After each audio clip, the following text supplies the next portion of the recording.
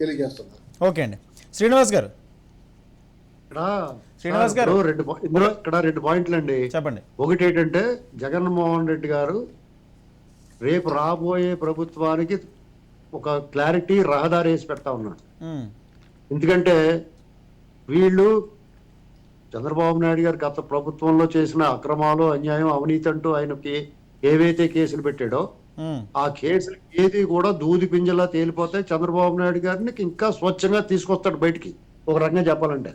కానీ ఇప్పుడు అధికారులు మిగిలేరు కదా, ఇప్పుడు సహకరించి ఈ ప్రభుత్వం చెప్పినట్టుగా ప్రజల పట్ల చులకన భావంతో చట్టం, రాజ్యాంగాన్ని ఉల్లంఘించి కట్టు బానిసల్లాగా ఇది బానిసల స్వర్గం అన్నట్టుగా విహరిస్తున్నారు. కాబట్టి వాళ్ళ అధికారులందరూ, కొంతమంది నాయకులు, వదరబోతులు, నోటుకొచ్చినట్టు పేలినాళ్ళు, ఈ అన్యాయంగా అక్రమంగా వెళ్ళినాళ్ళు, వీళ్ళందరి కోసం కనీసం 100 వందే భారత్ రైళ్ళు వేయాలని వీళ్ళని జైలుకి తీసుకెళ్లాలంటే 100 వందే భారత్ రైళ్ళు వేసి వీళ్ళు జైలుకి తీసుకెళ్లాలి.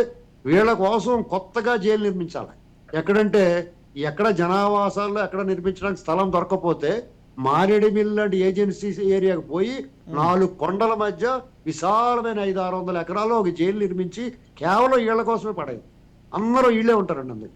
నెక్స్ట్ ఇంకోటి ఏంటంటే వీళ్ళు ఈ చంద్రబాబు నాయుడు గారు కానీ ఈ పవన్ కళ్యాణ్ గారు కానీ రేపొద్దున్న ఎన్నికల్లో వీళ్ళు ఒక రకమైన యుద్ధమే చేయాలి. అరాచక ప్రభుత్వానికి సంబంధించిన పార్టీలను కానీ ఇటువంటి నాయకుల్ని కానీ మీరు ఆచూకీ ఆనవాలు లేకుండా రాజకీయంగా వాళ్ళని తొలగిస్తేనే ఈ రాష్ట్రానికి భవిష్యత్తు. ఎందుకంటే వాళ్ళు మళ్ళీ 10-15 సీట్లు 20 సీట్లు వచ్చారనుకోండి, ఈ పిశాచాన్ని మీరు సీసాలో పెట్టి సముద్రంలో పడేయాల పూర్తిగానే. వాళ్ళు ఇంకా మీరు ఆ మూల ఆ హంటెడ్ హౌస్ లో ఈ గదిలో పూజ చేసాం కదా, ఆ గదిలో ఉంటదిలే అని అరుంధతి సినిమాలలో ఒక గదికి తాళం వేసేస్తే చంద్రముఖి సినిమాలో కుదరదు. దాన్ని పూర్తిగా తొలగించాలి. ఆ పీడ చీడ పూర్తిగా తొలగించకపోతే, ఆనవాళ్ళు ఆచూకీ ఉంటే రేపొద్దున ఎవడన్నా వచ్చి నువ్వు 100 రూపాయలు పెట్టుబడి పెట్టాలంటే పెట్టడు ఆంధ్రప్రదేశ్ లో. ఎందుకంటే ఈ దెయ్యం మళ్ళీ లేచి వస్తుంది, ఈ భూచోడు మళ్ళీ వస్తాడు, రేపొద్దున చాలా ప్రమాదం రాష్ట్రానికి అని చెప్పేసి 100 రూపాయలు కూడా పెట్టుబడి పెట్టడం ఎవడం.